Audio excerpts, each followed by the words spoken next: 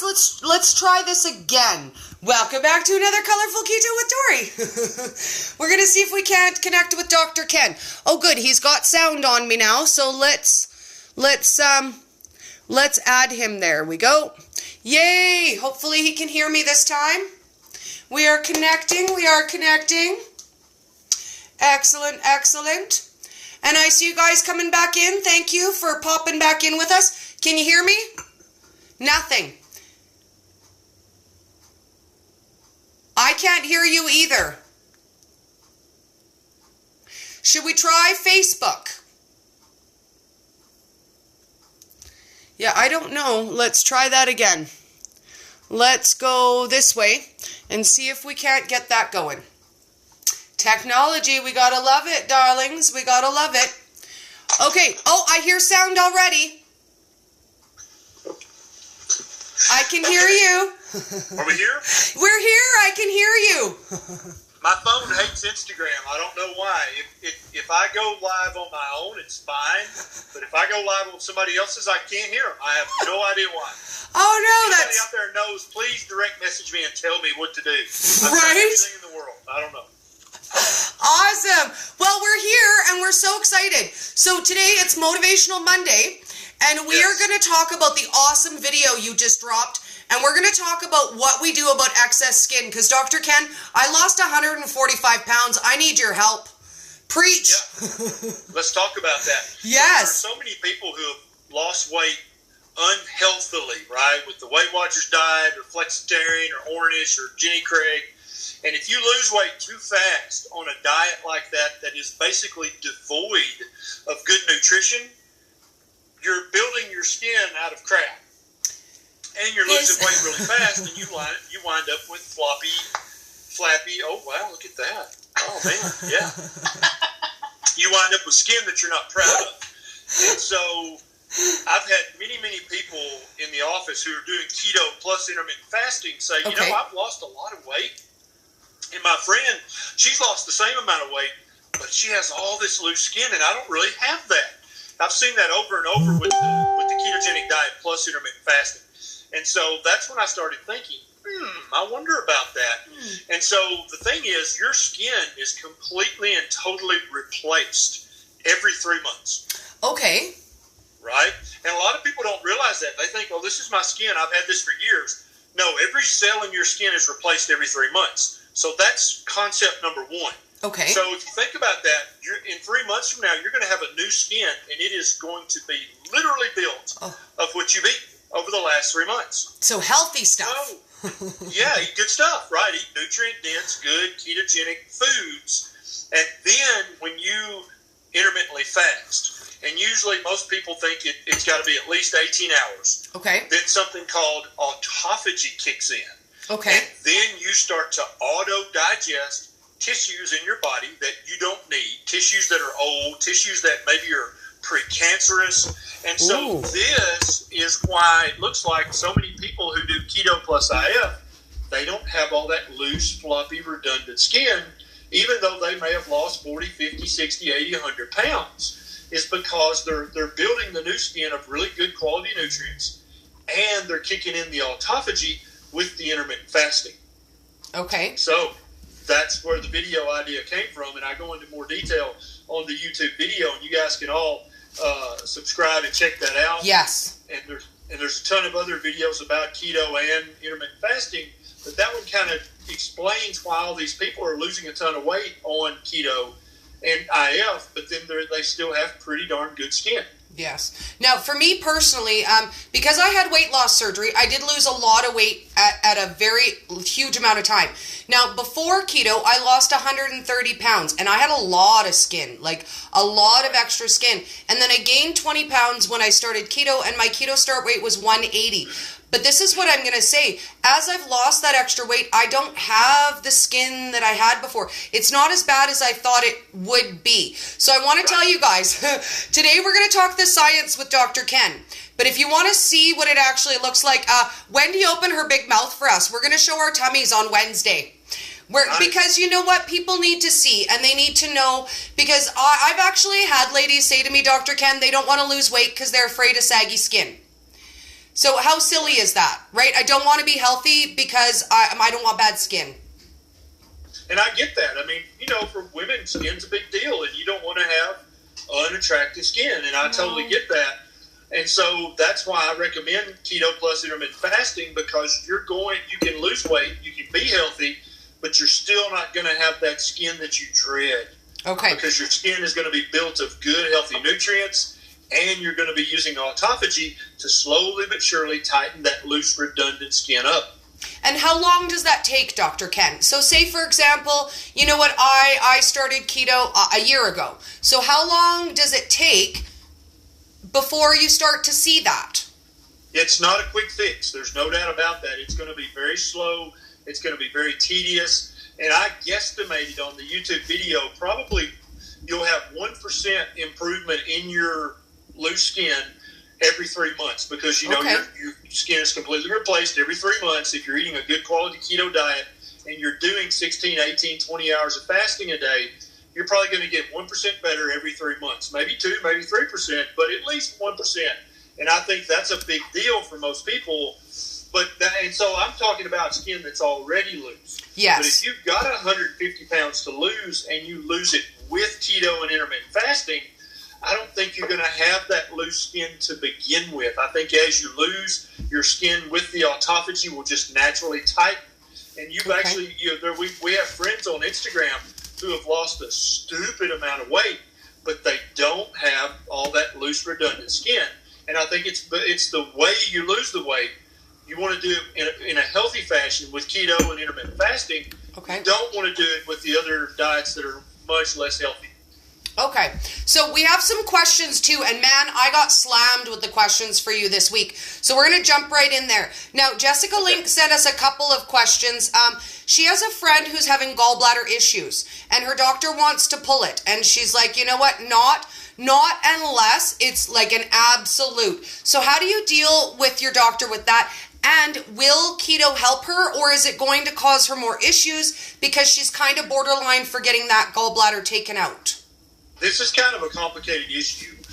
The ketogenic diet does not cause any gallbladder issues whatsoever. But it can uncover pre-existing gallbladder issues.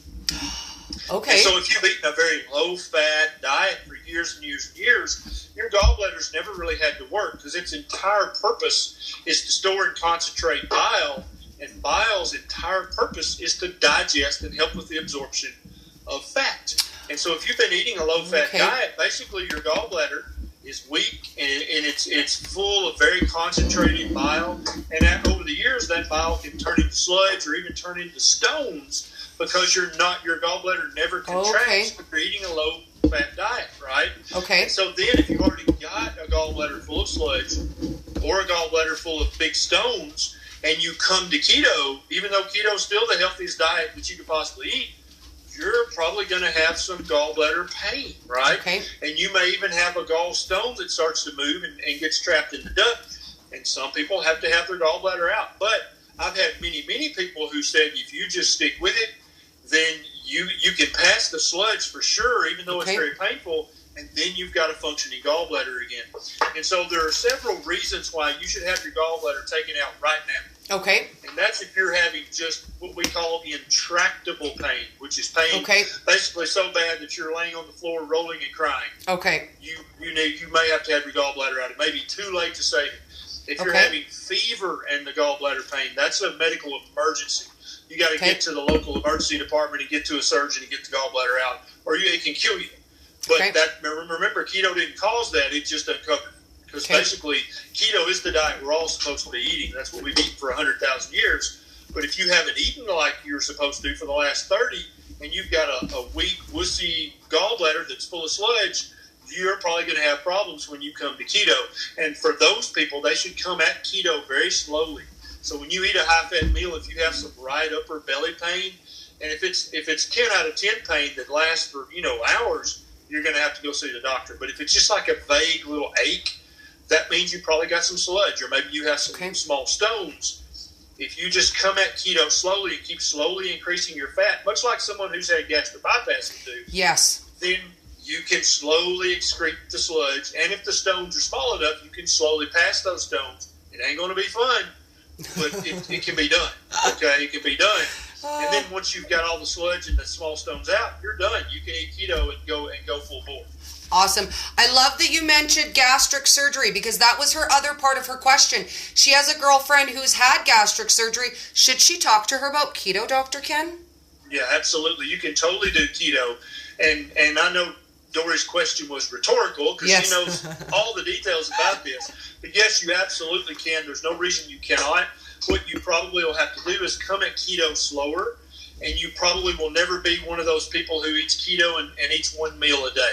You might, but probably not. You'll probably have to eat 2 or 3 smaller meals during your feeding window, but you can still have a 6 or 8 hour feeding window and break your meals up into 3 or 4 small little meals during that window. It's perfectly doable, and you can enjoy all the success of a ketogenic diet. You deserve all the success of that, but you just have to come at it from a little different angle and come at it slowly. And message me, guys. Come find me in my group if you've had a surgery. If Dr. anybody has had gastric bypass or any of the bariatric surgeries, Dory's your new best friend. Oh, yes. The coolest hair you've ever seen. Right? I even got a message from a lady today who said to me, someone in another group that I have no idea of mentioned me. And I was like, yay, come hang out, girl. Let's do this. Yep. So, absolutely. Donna, my absolute favorite. I don't know if you saw on Instagram. I got to meet an out of town one of my lady friends from Instagram. Nice. And she asked me, Dr. Ken, can you have adrenal and thyroid issues at the same time? Definitely you can. Absolutely. And it really basically it can just leave you completely sucked dry of any energy, any motivation, any get up and go. And the way I describe it, and Nisha and I have talked about this because she suffered from both. You want to, but you don't really want to. Right? Yes. You want to be that person, but you don't even really want to do it. My light went off. What do I do? Is it right here? Probably timed out. Yeah. Oh yeah, you're still good. Sorry. Yeah, I like it a lot. Yeah, it's really cool. Her little phone case has these lights on the side. So it's like a ring light, but it's attached to your phone. I love it. It's like a makeup mirror. Woo!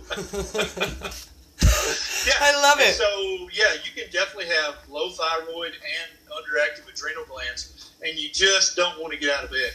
You don't want to get off the couch. You don't want to do anything. And so both of those things are correctable. Okay. You're going to have to find a doctor who knows how to do it. Okay. And there's a website, Stop the Thyroid Madness. Yes, that one. A ton of thyroid information, but they also have quite a bit of adrenal information because those two things kind of go hand in hand. Okay. And you know what? She has seen some improvement with keto because we were talking about it. And she said, I do feel more energy, Dory. I do. I just don't feel like I have as much energy as other people do. And I certainly don't have as much as you do. Yep, exactly right. And that's the thing. And for any hormone in your body that's suboptimal, as you eat keto, you're going to, and I don't know if it's that the hormone level raises or that your receptors get more receptive to your existing hormone, but either way, the result's the same. You feel better. You get more energy, you feel better mentally, you're mentally clearer, and I don't think anybody knows, is it because your thyroid hormone level goes up, or is it because you get more receptive to the thyroid hormone that you have already? Either way, the results is the same. 6 of one, half a dozen of the other, right? So now Denise has a question, and I like this one, but at the same time, Dr. Ken, I think this is becoming my least favorite word in the world.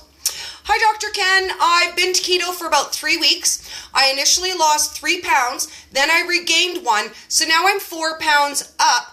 I'm doing moderate carbs, and I'm really, really careful not to over my protein. What am I doing wrong? So wrong. That's my favorite question. And so probably you're eating too many carbs would be my guess. She said under 20. I don't know if you're doing anything wrong because it sounds like overall you're doing pretty good, right? But I would probably lower those moderate carbs down to low or even very low carbs and bump the fat up to replace that. Keep the protein moderate. And I think you'll notice that your success you're already having, you'll become even more successful if you do that. Because I agree with Dory. I think you're doing good. Yeah. You just want to do better. Well, and I find for me, when people come to me, 9 times out of 10, it's the fat. I was fat resistant. I didn't want to have the extra fat. Do you know how many months, Dr. Ken, I tried to do this without the extra fat? Because I was like, yeah, you know what, but not for me though. Because, you know, I just decided, and I tried to do a low-fat version of keto for a really long time. So 9 times out of 10, it's the fat. People are scared of the fat. They don't want the fat. Totally agree. Right? But then it brings up the whole I'm in a stall. And that, again, is one of my least favorite words. Because when you say I'm in a stall, that leads people to believe, guess what? You should lose weight every week. And is that going to happen? Is that a realistic goal? Yeah, it's not a realistic goal. And I'm actually trying to change the verbiage that we use. If you've been stalled for less than a month, that's not a stall. Start causing that a pause. And that's Anisha's idea. That's the pause. I love it. Pause. Now, if you've been stalled out for more than a month, then we may need to go over everything and look at everything. Especially if you're a woman, if you haven't lost weight in a week or 2 or 3, that doesn't mean anything bad. Yes. You're probably doing the diet right, because women's hormones are different from men. And if any women are listening out there, if you started keto with your husband at the same time, he's kicking your butt. I don't I just know he's lost way more weight than you have. Absolutely. Yeah. Definitely. Every married couple, because our men's testosterone's higher, men's muscle percentage is higher, we're going to lose weight faster, right? Yes. It's a hormonal thing. It's not that you're doing anything wrong. It's not that you're stalled. It's just that your hormones won't let you lose weight as fast as your husband. Yes. Now, you can be mad at him if you want. Yeah, You be mad at him. If you want to, but it's really not his fault, but it's also not your fault either. Yes. Well, and I'm going to say this on a personal note. So in 1 full year of keto, my scale moved this many times. Only 4. Only 4 in a year. So that means that I only saw a movement in my scale once every 3 months. Once every 3 months, my scale liked me, and every other day we were not friends, Dr. Ken, so I gave up on her. I gave up on her, and I was like, girl, you ain't my friend. That's right. Yeah, lucky it didn't get thrown out the window. Right? Oh, it was expensive. I don't want to break it. I might need it next time somebody says you look like you've lost weight.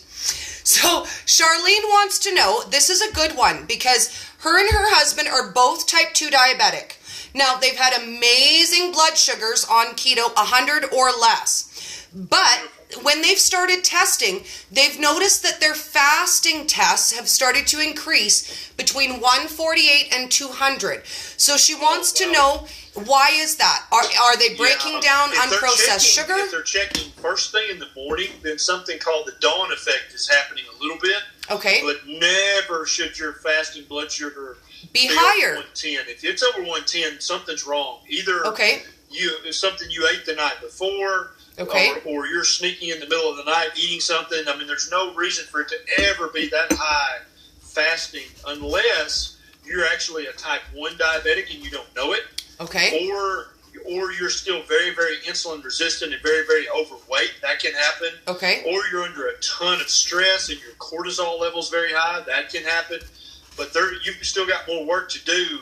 I'm glad you're eating this diet, but you need to work hand in hand with your doctor. If you're fasting blood sugars 30 minutes or an hour after you wake up or 200, something ain't right. You got to go back to your doctor and get some more lab work and talk to them. If you want to e-visit with me, you can download the e-visit app on your phone and we can talk face to face. Okay. But you need more counseling. There's a piece of the puzzle missing. That is not okay if it's that high when you're fasting. Okay, so I got a couple questions. I'm going to quick scroll on Instagram here because I noticed a couple coming up. Multiple masses in my thyroid. Again this week. Probably agree the fine needle aspiration is becoming large and obvious. So I don't know, is that a normal treatment for thyroid, Dr. Ken? And get your biopsy. You need to have that biopsy for sure. Okay. But if it turns out not to be thyroid cancer, if it turns out to be a multinodular goiter, or just a goiter, then you can still do keto. That's fine. Okay. And get on the website, Stop the Thyroid Madness. Do some reading. Be prepared to ask your doctor some intelligent questions. Do not let them take your thyroid out unless you have thyroid cancer. Get a second opinion. Get a third opinion. Never do you need your thyroid taken out. Okay. Unless you have thyroid cancer that can't be treated any other way. Okay. Okay. Now, this one was actually from last week, and somehow we missed it. It was in the comments. I had a lady who messaged me, and she wanted to know, Dr. Ken, about iceberg lettuce. Is that even good for you? It's the only kind her husband will eat, and all I could tell her is I personally can't digest it. Like, it does not break down in my body. A lot of people have trouble with it. A lot of people's gut bacteria will just bloat them up miserable if they try to eat iceberg lettuce. I don't know if it's because it's genetically modified. I don't know if it's been so modified that it's almost a starch now. But I don't think Nisha can eat it. I can't. I don't like it. I don't want to eat it. Does iceberg bloat you, doesn't it? Oh, yes. For me it does. Oh, I can't repeat what she just said. But it doesn't agree with her. Beep. Yeah. But, yeah, I just think iceberg lettuce shouldn't even be thought of as a vegetable anymore. I think it's been so messed with that it's just not even a vegetable. And so, if we're out and it's going to be iceberg lettuce, I just won't even get the salad. Or I'll tell them I want spinach greens instead, or even collards chopped up are very delicious in a salad. But I never eat iceberg lettuce, ever. Yeah, me neither. And then we have an awesome question. Can keto reverse a fatty liver? And if so, how long does that take, Dr. Ken? Like, is it, 6 months, a year? Is it going to take 5 years to fix something like that? If you eat strict keto and you blend in some at least 16 or 18 hours a day of intermittent fasting, you can reverse your fatty liver in weeks. Okay. Yeah. So if you've gotten a CAT scan or an ultrasound that showed that you have fatty liver, test me if you don't believe me. Go strict keto and do 16 or 18 or more hours a day of intermittent fasting. Do that for a month and then go back and let them scan your liver again and watch the fat be gone. It'll be gone, I promise. Awesome. It is the best way to get rid of the fat in your liver, because what put the fat there is not fat. What put the fat there is fructose, high fructose corn syrup, sugar, right? Eating a lot of fruit, drinking a lot of fruit juices. That's what gave you fatty liver, not eating fat. Okay, awesome. Now we have a question on Instagram. I have ulcerative colitis, and I have a question. Can keto cure my IBD? Keto will make your IBD better. It will make you have your flare-ups will be less often, and when you do have a flare-up, they will be less severe. Okay. I've seen this many times in my practice with people with Crohn's, irritable bowel, ulcerative colitis, and other things, other gut and intestinal issues. The symptoms just aren't as severe, and they don't have flare-ups nearly as often. And almost every single condition that afflicts mankind that ends in itis follows that same rule. Okay. So from arthritis to colitis, any kind of itis gets better with keto. You're not going to cure it, probably. You're not going to never have a flare-up, but your flare-ups will be less often and less severe.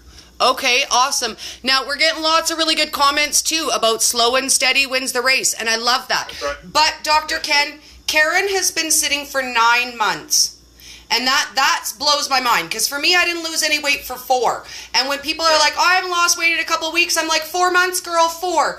But Karen has not lost any weight for 9 months. What should she do? So she needs to keep a 2-week food and drink journal, and then either run that by you or you can run it by me on the e-visit, right? And you can attach stuff as a PDF, and I can actually look over that.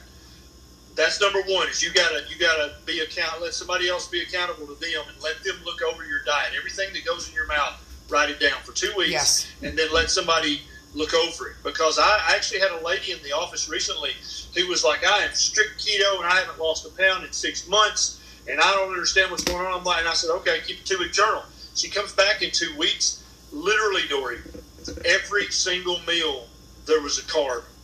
And I don't mean just a broccoli. I'm talking about crackers. I'm talking about an Atkins bar. I'm talking about, and I'm like, honey. She's like, well, I just had 2 crackers just that one time. I only just had that too.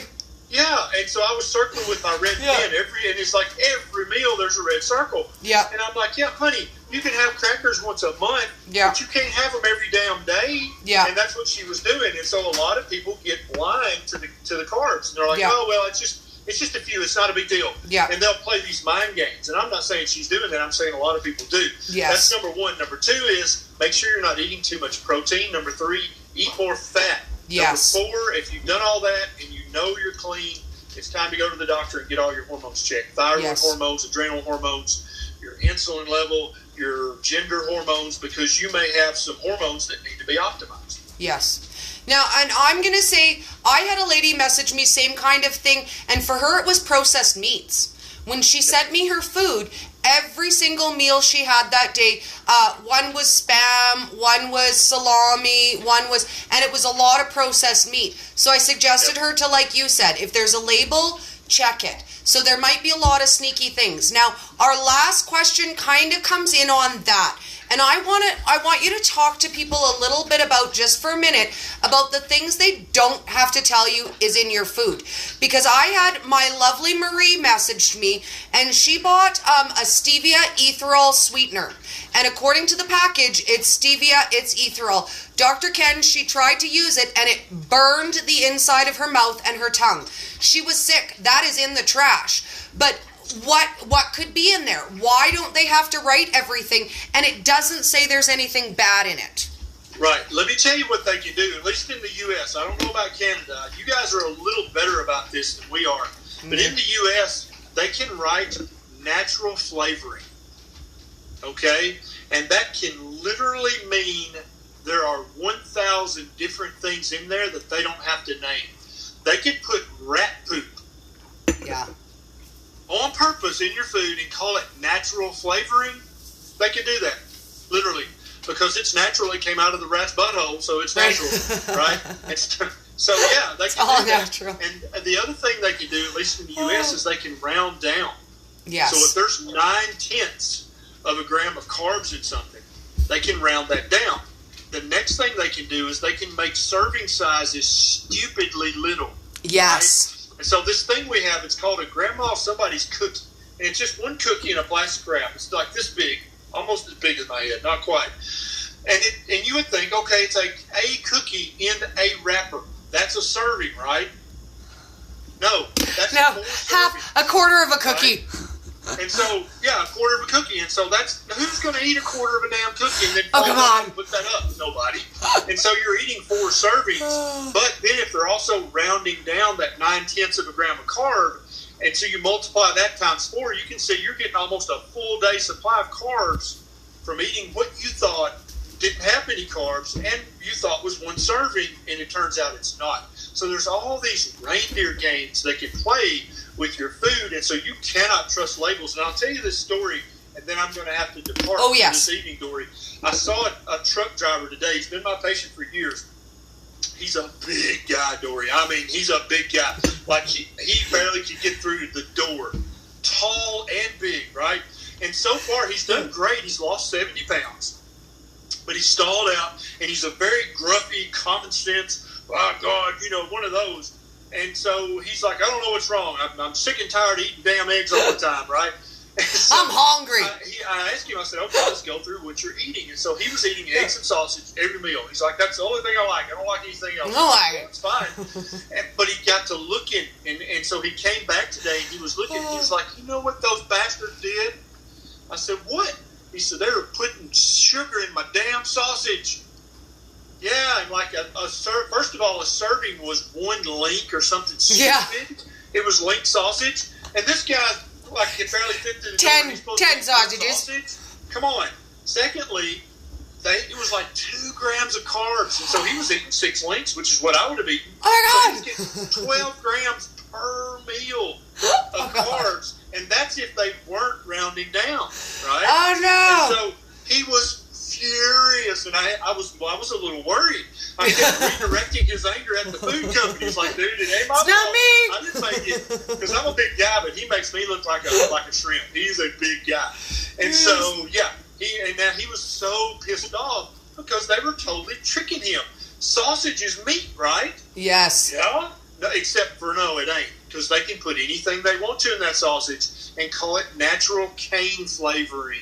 See that? Yes. That's sugar. That's sugar. Yes. Yeah. And then you got to look at the carbs, and you got to figure out And then you got to look at the serving sizes. What's a serving? One link? Really? Because this guy, I'm pretty sure could eat the whole damn packet. Right? Like me. You know, he's a big guy. And so he was eating all these carbs and he had no idea. They totally tricked him.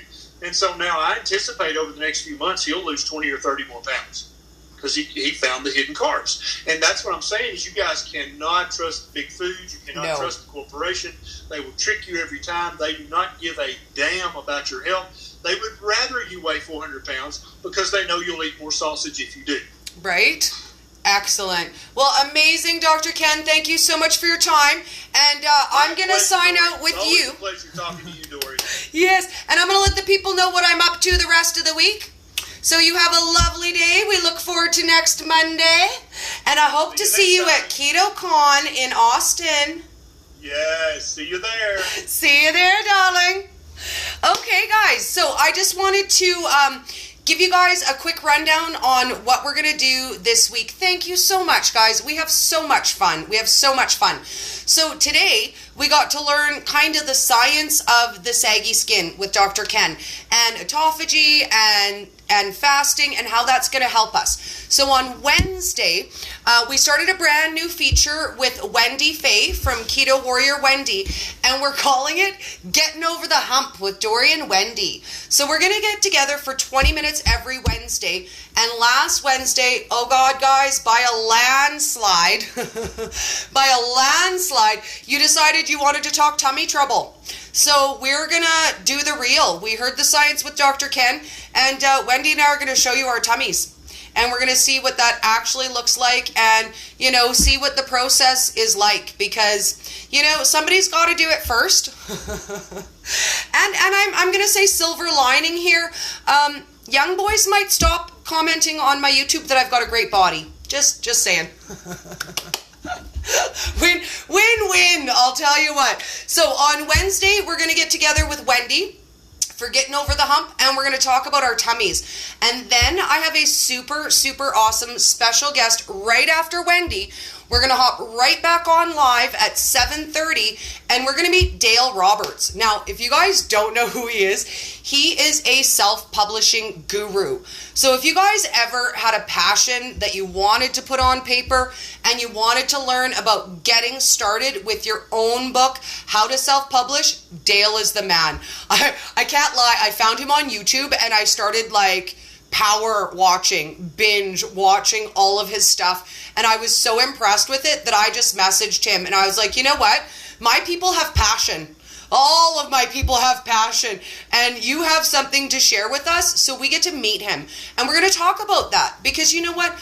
Everybody, you guys have a passion. Everything from, you know, pedicures to puppies to, you know, everything in between. So we're going to learn about that. We're going to learn about how to write our own book, and I'm super excited about that. So I hope you guys have an amazing week.